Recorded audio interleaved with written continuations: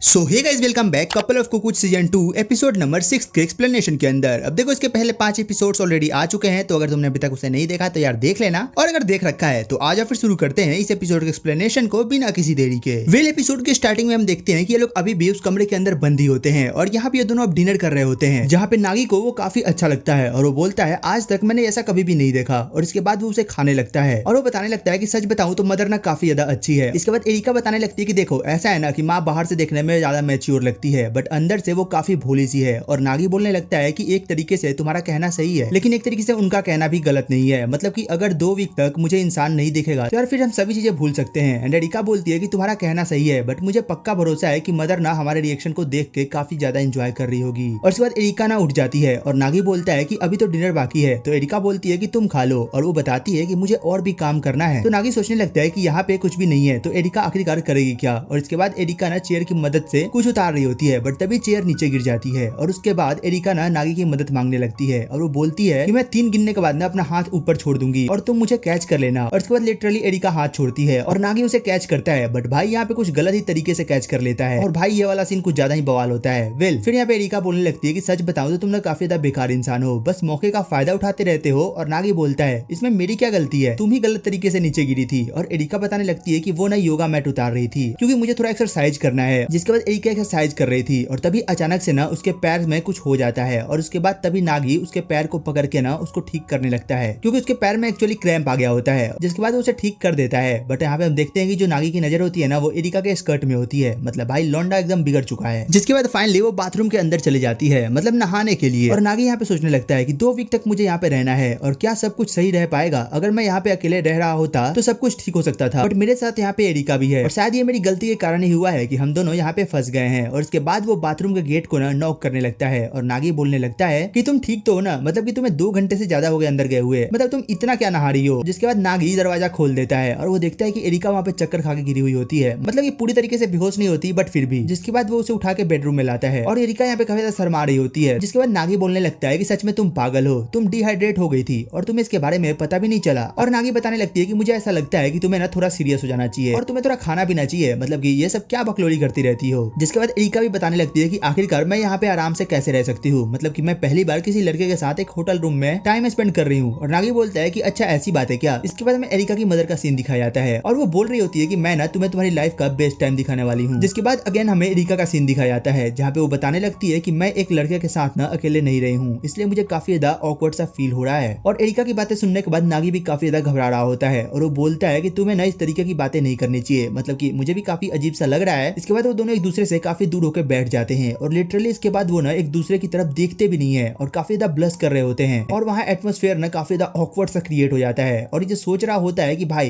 यहाँ पे चल क्या रहा है। और इसके बाद नागी बोलने लगता है कि हमें ना एकदम नॉर्मल रिएक्ट करना चाहिए और एरिका भी बोलने लगती है कि हाँ तुम ठीक कह रहे हो, हमें नॉर्मल रिएक्ट करने की कोशिश करनी चाहिए। जिसके बाद ये लोग आपस में नॉर्मली बात करने लगते हैं और नागी बोलता है हाँ तुमने सही कहा। इसके बाद तभी नागी एरिका से पूछता है अच्छा ये बताओ कि तुम्हारा फेवरेट कलर कौन सा है। वो ब्लश करते हुए कहती है कि इससे क्या मतलब है तुम्हारा, कहीं फिर तुम कुछ गंदा तो नहीं सोच रहे। तो बोलता है अरे नहीं, मतलब तुम्हारे दिमाग में सिर्फ यही सब चलता है क्या, मैं बस तुमसे नॉर्मली बात कर रहा हूँ ताकि हम एकदम नॉर्मल हो सके। और इसके बाद तभी एरिका बोलती है अच्छा ऐसी बात है क्या। और इसके बाद वो ना अपने फेवरेट कलर बताने वाली थी, तभी वो बोलती है आखिरकार मैं पहले क्यों बताऊं, मतलब कि ये तो तुम भी बता सकते हो ना। तो बोलता है कि ये क्या बात हुई, मतलब ऐसे तो फिर कुछ नहीं होने वाला। और अभी एरिका बताने लगती है सच बताऊं तो अभी मुझे ना और भी ज्यादा घबराहट होने लगी है। और नागी बोलता है कि आखिरकार तुम इस तरीके से बात क्यों कर रही हो। और इसके बाद एरिका की मदर दिखाई जाती है जो कि लिटरली उनको कैमरे में देख रही होती है और वो सोच रही होती है कि आखिरकार मुझे क्या करना चाहिए। और इसके बाद वो बोलने लगती है कि अभी मुझे करना ही होगा। और तभी टीवी चालू हो जाता है और टीवी से आवाज आने लगती है और ये देख के एरिका ना फटाक से नागी को लेती है और एक कोने में जाकर बैठ जाती है। और उसके बाद तभी नागी सोच रहा होता है कि आखिरकार अचानक से टीवी कैसे चालू हुआ। और तभी एरिका नोटिस करती है कि उसने नागी का हाथ पकड़ रखा है और इसके बाद वो उससे दूर हो जाती है और बताती है कि बस गलती से हो गया, मतलब मैंने जान के नहीं पकड़ा तो कुछ गलत मत सोचना। और फिर यहाँ पे वो देखता है ना कि टीवी पे एजुकेशनल प्रोग्राम आ रहा होता है, तो वो बोलता है कि इतनी रात को ये सब टीवी पे आखिर कौन दिखाता है। इसके बाद जो टीवी पे जो कैरेक्टर होता है ना वो एक तरीके से वहाँ पे क्वेश्चन पूछने लगते हैं और एरिका को उसका आंसर देना होता है। इसके बाद वो ना टीवी में एक क्वेश्चन देखता है और वो क्वेश्चन ना कुछ ज्यादा ही वियर्ड सा होता है, मतलब कि तुम समझ सकते हो कैसा होगा वो, मतलब कुछ ज्यादा ही वियर्ड सा होता है। और ये देख के ना एरिका काफी ज्यादा वहाँ पे ब्लश करने लगती है, मतलब कि उसे यहाँ पे आंसर पता चल चुका होता है। जिसके बाद नागी उसे शांत करवाता है और बोलता है कि आखिरकार तुम क्या सोचने की कोशिश कर रही हो। और यहाँ पे एरिका तभी नागी की तरफ देखने लगती है, मतलब कुछ गलत तरीके से, और बोलती है तुम्हें कुछ करने का मन कर रहा है क्या। और नागी बोलने लगता है आखिरकार तुमने भांग वांग पी लिया है क्या, मतलब ये सब क्या बके जा रही हो। एरिका बोलती है कि हाँ मुझे पता है कि तुम्हें मन कर रहा है, और नागी बोलता है कि सबसे पहले ना तुम मुझे इस तरीके से घूरना बंद करो वरना मैं तुम पे हैरेसमेंट का केस कर दूंगा। और ये सारी चीजें देख के ना नागी की मदर को काफी ज्यादा अच्छा लग रहा होता है, और इसके बाद वो ना दूसरा बटन प्रेस करती है और तभी रूम के अंदर काफी ज्यादा गर्मी फैलने लगती है। और उसके बाद तभी एरिका ना हवा करने लगती है, मतलब अपने ही हाथों से, और बताने लगती है कि शायद हम काफी ज्यादा घबरा गए हैं, इस कारण से इतनी गर्मी लग रही है। और नागी भी बोलता है कि हाँ तुमने सही कहा, और उसके बाद वो अपने कपड़े खोलने लगता है, आई मीन शर्ट खोलने लगता है। एरिका बोलने लगती है आखिरकार तुम अपना शर्ट क्यों उतार रहे हो। और उसके बाद नागी को तभी वहाँ पे कुछ गड़बड़ सा लगता है और वो ना एसी को चेक करता है, और तभी उसको पता लगता है कि भाई एसी को कुछ ज्यादा ही गर्म पे सेट कर दिया गया है। और एरिका यहाँ पे बोलती है पहले तो तुम्हें अपना पसीना गिराना बंद करना चाहिए। और नागी बोलने लगता है कि अब इसमें मेरी क्या गलती है, मतलब पसीने को भला मैं कैसे रोक सकता हूँ, और तुम्हारा भी तो पसीना टपक रहा है ना। और लिटरली अभी हमें मदर का सीन दिखाया जाता है जो कि इतना ज्यादा हंस रही होती है कि भाई ये बंदी हंसते हंसते चेयर से नीचे गिर जाती है। और उसके बाद तभी एरिका बताने लगती है कि मुझे ऐसा लगता है कि मैं ना काफी अजीब सा रिएक्ट कर रही हूँ। और नागी बोलता है कि हाँ मतलब तुम्हें ये अब लग रहा है, तुम्हें ये काफी पहले समझ जाना चाहिए था। इसके बाद तभी नागी बोलता है कि काफी रात हो गई है, मुझे ऐसा लगता है कि हमें सो जाना चाहिए। इसके बाद नागी नहाने के लिए जा रहा होता है, और तभी एरिका बोलती है कि मुझे ऐसा लगता है कि तुम्हें 2 मिनट के लिए हिलना बंद कर देना चाहिए ताकि मैं तुम्हारी मदद कर सकूं। और नागी भी बोलने लगता है कि तुम भी ना जरा एक बार मेरी तरफ देखना बंद करो। और इसके बाद लिटरली हमें नागी का सीन दिखाया जाता है, और भाई यहाँ पे एरिका ने ना उस बंदे के हाथ पांव बांध के और उसे ब्लैंकेट के ऊपर फेंक दिया होता है। मतलब भाई इसने ये किया कैसे,